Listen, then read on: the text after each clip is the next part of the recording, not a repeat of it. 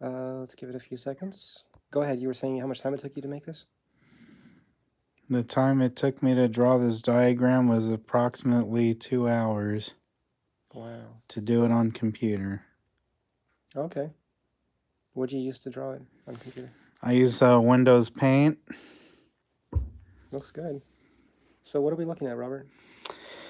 So this is the xenon strobe light, which will actually operate off of the emissions coming from your Eye of the Storm plasma globe. Go ahead and zoom back. Okay. Okay. I follow the diagram. Okay. Follow my finger. Okay. See, so we take a piece of wire and wrap it around the globe. And we feed it into these 4 diodes, which are consisting a bridge rectifier.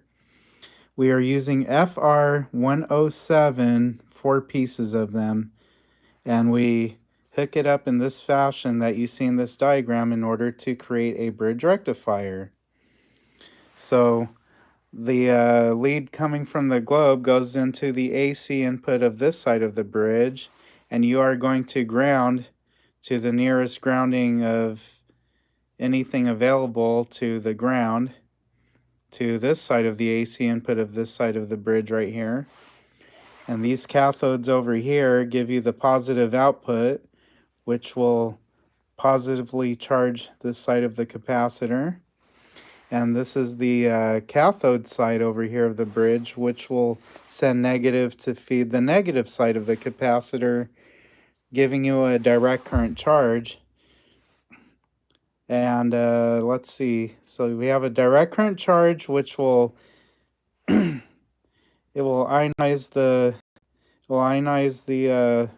xenon tube. Oh gosh, this is a horrible video. Can we start all over? No, keep going. It's doing well. Okay. I'm halfway tired, so I'm talking kind of funny here.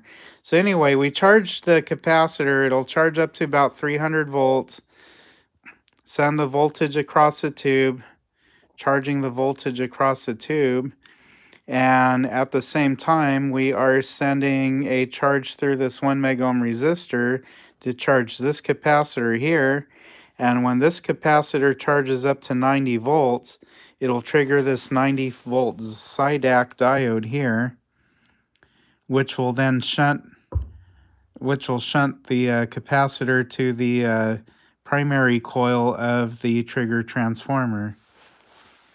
And when that happens, the trigger transformer will send a charge of approximately anywhere between 6,000 to 10,000 volts to the envelope trigger terminal of the xenon tube, which will ionize the gas in the tube, causing it to discharge the capacitor through the tube, giving you a bright flash of light. That's great. Robert, do you remember how this whole project started with trying this out? Because my memory was that I said I want to see if we can do anything with the energy around the plasma globe, and I think you were thinking that we might not be able to do anything with that, and then I said I just want to try.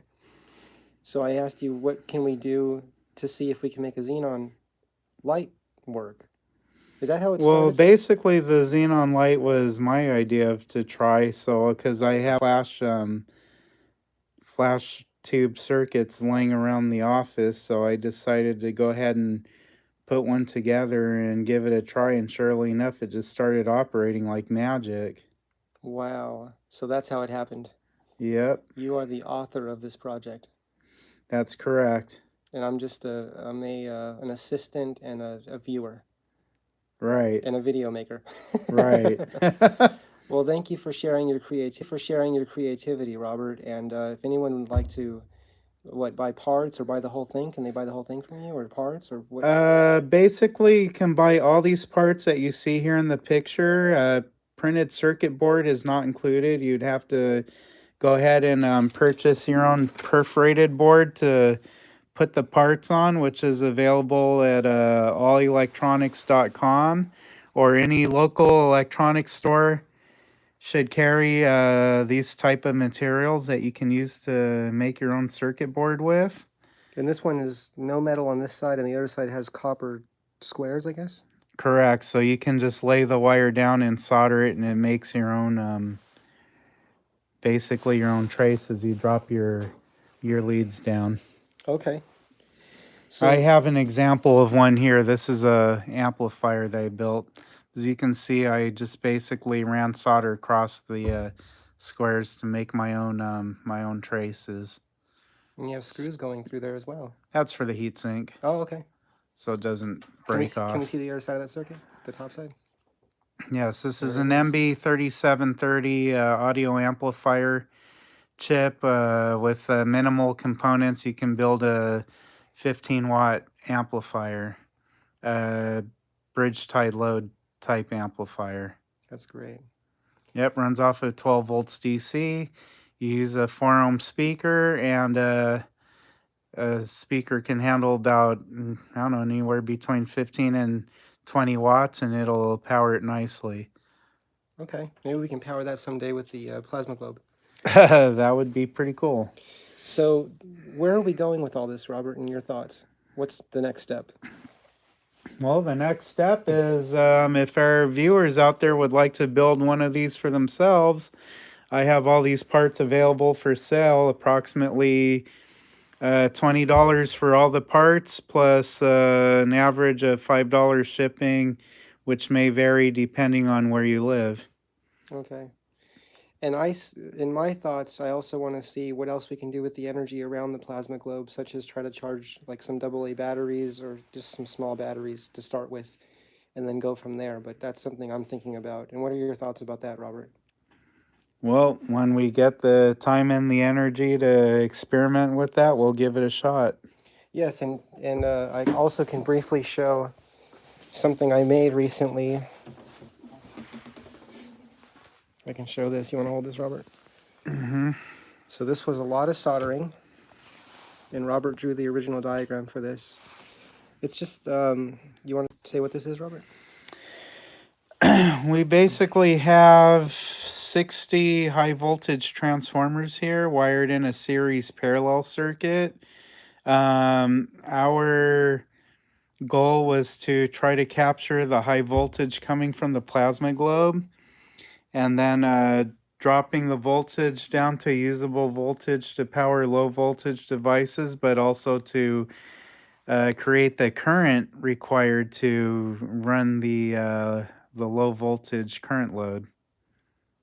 Yes. Can we see the back of that? Lots of soldering. This was just wire, and just bent it to shape. So everything's connected.